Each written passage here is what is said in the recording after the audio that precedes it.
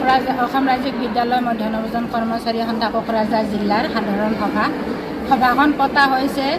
আমি অল্প বছৰ ধৰি CITUৰ লগত থাকি বিভিন্ন সমস্যাৰে জৰ্জৰিত হৈ থাকিলোঁ। আমাৰ যি 12 দফীয়া দাবী আছিল, সেই দাবীক লৈ আমি বিভিন্ন ধৰণে আন্দোলন কৰিছিলোঁ, কিন্তু চৰকাৰে কোনো ধৰণৰ পদক্ষেপ নল'লে। আৰু চৰকাৰে কৈছিলে যে আমি CITUৰ লগত আছোঁ, তাৰমানে তেখেতে চৰকাৰৰ মতে CITU মানে CPM, আমি CPMৰ লগত আছোঁ, সেইকাৰণে আমাৰ কাৰণে কোনো ধৰণৰ গুৰুত্ব আৰোপ কৰা নাছিলে। সেইকাৰণে আমি কেইবাখনো জিলাই আলাপ আলোচনা কৰি আমি নতুনকৈ মুক্ত হস্তে আমি এটা সংগঠন কৰিম বুলি আমি পৰিকল্পনা কৰিলোঁ। আৰু কৰিয়ে আমি বিভিন্ন জিলাত বিভিন্ন জিলাৰ নেতৃবৃন্দৰ সৈতে আলাপ আলোচনা কৰি নতুনকৈ সংগঠন এটা কৰাৰ পৰিকল্পনা কৰিলোঁ। আৰু সেই সংগঠন আমি ইতিমধ্যে আৰম্ভ কৰিছোঁ। আমাৰ বৰ্তমান সংগঠনৰ নাম হৈছে অসম ৰাজ্যিক বিদ্যালয় মধ্যাহ্নভোজন কৰ্মচাৰী সন্থা।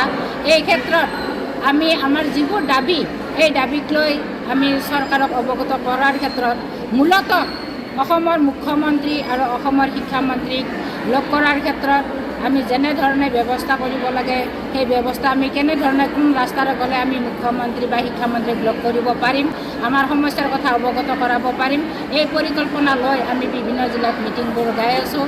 আমাৰ 12 দফীয়া দাবী আছে যদিও আমাৰ মূলতঃ আমাৰ দাবী হ'ল ৰন্ধন কৰ্মীসকলক মাহেকত অসম চৰকাৰে নিজস্বভাৱে 10,000 টকা মাননি বৃদ্ধি কৰিব লাগে। লগতে বছৰেকৰ মাত্ৰ 10 মাহৰ কাৰণেহে মাননি দিয়ে। ৰন্ধন কৰ্মীসকলে বছৰৰ 12 মাহৰ বাবে মাননি প্ৰদান কৰিব লাগে। আৰু ৰন্ধন কৰ্মীসকলক নিয়মীয়া কৰ্মচাৰী হিচাপে নিযুক্তি প্ৰদান কৰিব লাগে। মূলতঃ এই 3টা দাবীক লৈ আমি মিটিংবোৰ গাই আছোঁ। আৰু প্ৰতিটো সমষ্টিত মিটিং গাই প্ৰতিটো সমষ্টিৰ বিধায়কৰ লগত আমি একেলগে একেখন মঞ্চতে বহি আমাৰ সমস্যাৰ কথা অৱগত কৰাৰ উপৰি আমি একোখন মেমৰ নামত তেখেতসকলক প্ৰদান কৰিছোঁ।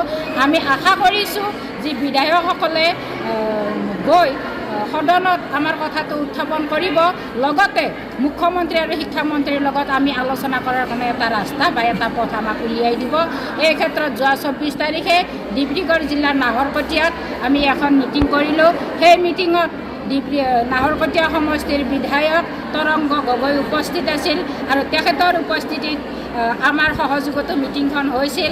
আৰু সেই মিটিঙত বিধায়কজনে ক'বলৈ বাধ্য হৈছিল যে ৰন্ধন কৰ্মীসকলে আজি পৰ্যন্ত অৰুণোদয় আঁচনিৰ অন্তৰ্ভুক্ত কৰা হোৱা নাই, ৰন্ধন কৰ্মীসকলক অৰুণোদয় আঁচনিৰ অন্তৰ্ভুক্ত কৰিব লাগে।